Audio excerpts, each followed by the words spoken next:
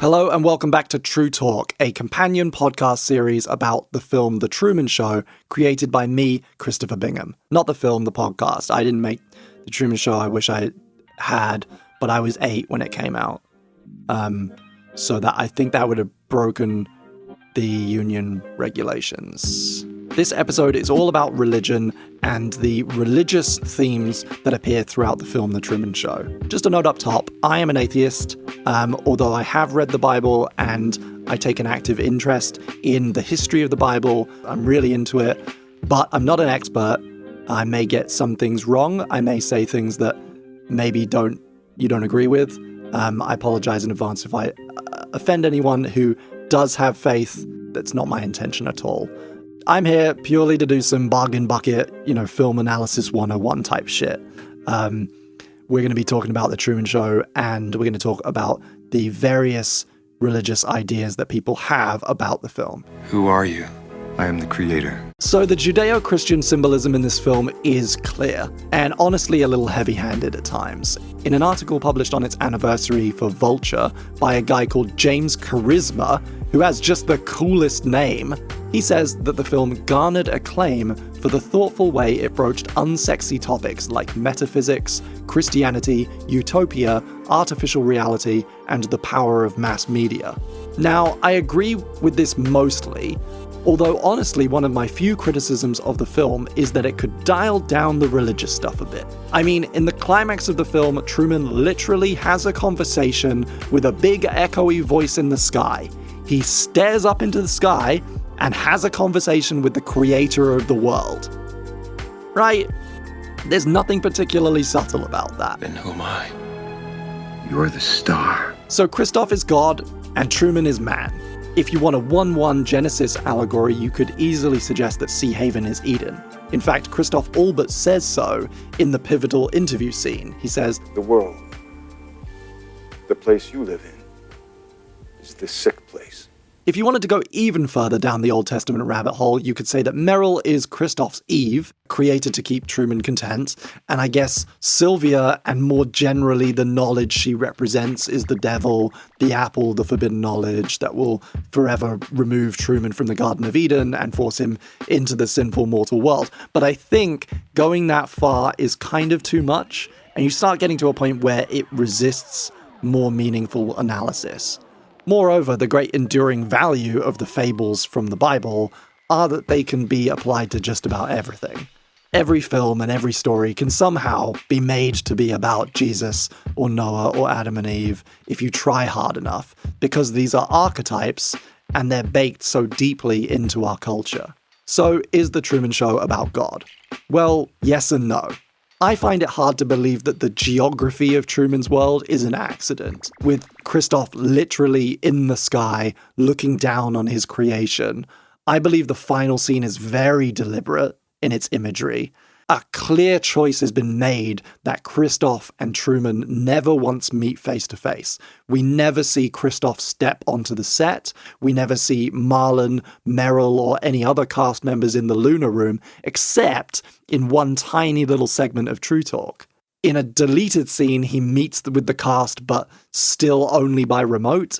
He views them on a screen, and they hear him as a voice over a speaker. Likewise, none of the production staff we see in the Lunar Room are ever on the Sea Haven set. In fact, it's implied that members of the cast sometimes serve dual production roles when not on camera. This is actually made explicit again in Trutalk when we meet the twins, Ron and Don, and we find out that they're also assistant directors. Good morning, Truman. Oh, look who's here. I'm here with the two men who helped the Truman Show to run on time and on budget. Second Assistant Director Don and second Assistant Director Ron. Apparently, Ed Harris and Jim Carrey never met during the filming. Of course, this could be a necessity of production. Often for a film of this scale, you would have a A team and a B team at different locations or different sound stages. Or you might have to schedule certain actors around certain things, but I doubt that it's entirely that. And in the deleted meeting scene, which again we're going to talk about later in more detail, why not have Ed Harris in the room with them, if not to deliberately reinforce his distance as an overseer and as a father? They are all his creations, and he seems to take painstaking measures to maintain a separation from them. As a God stand-in, he simply doesn't interfere on their plane of existence, preferring to speak to and through them. Nothing here is fake. Nothing you see on this show is fake. It's merely controlled. On the ground in Sea Haven, Truman lives the Adam lifestyle fairly clearly. He enjoys the bounty of Christof's manufactured world. He never wants for food or shelter. He never suffers violence except for the loss of his father and various emotional abuses. He is given an Eve to love. He is tempted by a devil and a forbidden knowledge, succumbing to Sylvia's call. If you want to reach for some symbolism, you can point out the fact that Sylvia's sweater is red, like the devil's apple or whatever. But the allegory starts to break down in the last act. Truman's Adam is not forced to leave Eden, and Merrill's Eve doesn't go with him. He chooses to leave because now he knows the truth, and he can't possibly go on living an illusion.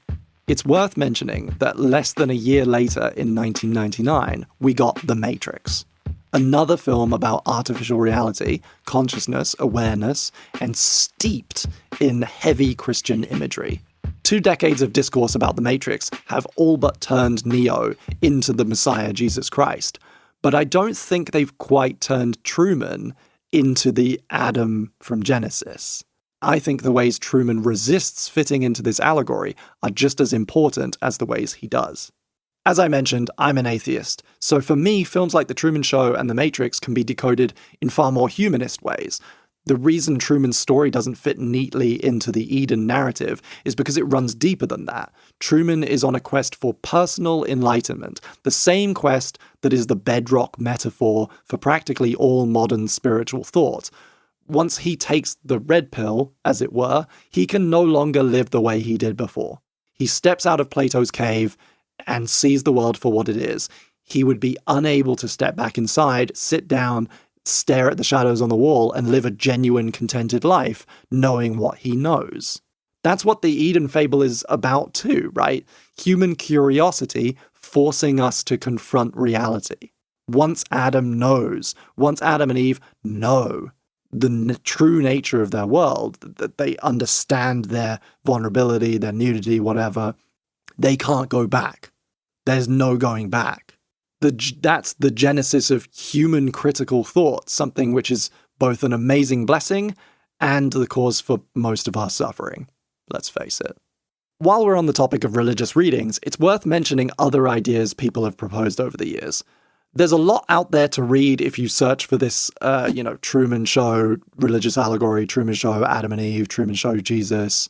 For example, some make the argument that Truman is Jesus rather than Adam. This would reinforce the father-son relationship with Christof and strengthen the events of the final third a little bit, but doesn't really gel with most of the film. In a Medium article I found by a guy called Jake Kiefover, he clutched at some fairly dubious straws, pointing out how in the final sequence of the film, on the boat and on the stairs, Truman is seen with his arms outstretched like a crucifix. Yeah. He also suggests that Truman might transform over the course of the film from Adam to Jesus, but I don't really agree. I also found some trivia on IMDb suggesting that the number 139, which appears on the Santa Maria's sail, is a reference to Psalm 139, but I think that's a real stretch. Kiefover's article is entitled Sympathy for the Devil in the Truman Show, and he closes by wondering about the portrayal of Sylvia as sympathetic, while Christof is the bad guy.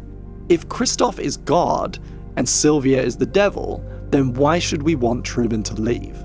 A good Christian should see it as a negative, not a triumphant moment of celebration. And that's kind of it, right? You've just smashed your own theory straight to hell. Because you've actually just described a film which is very anti-religion. Is The Truman Show a film that's being deliberately critical of religious indoctrination, of the unquestioning nature of cults? Are we in fact celebrating Truman's rejection of God, his escape from religion? Maybe. What the hell are you talking about? Personally, I find the religious analysis of The Truman Show to be maybe my least favorite part of the process. For me, the religious imagery is there, it's obvious, but it's only there in so much as religious imagery like it is always in our films and in our media, in our comics, in our books, and in our music. Religious imagery, religious metaphors, particularly Christian ones, are just ubiquitous. They're everywhere in Western media. And I don't think that anything The Truman Show does in that regard is particularly new or interesting or even too meaningful. Christof is the god of this created world, and I think that says more about his character's ego and narcissism and his tendency towards being a recluse and his tendency towards controlling abusive behavior as a father figure to Truman than it does about anything religious.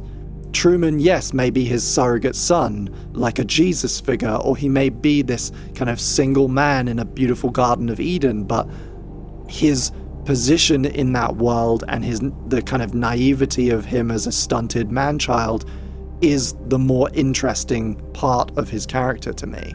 So as is the case with most films, I'd say, yes, you can read The Truman Show as being a religious film. You can also read it as being an indictment of religion, but I mention it here at this point in the podcast because I kind of want to get it over and done with. In the next episode, which will probably be quite a bit longer than this one, I'm going to be doing a deep dive on most of the principal characters in the film and thinking and speculating about their lives, their histories, and particularly their motivations.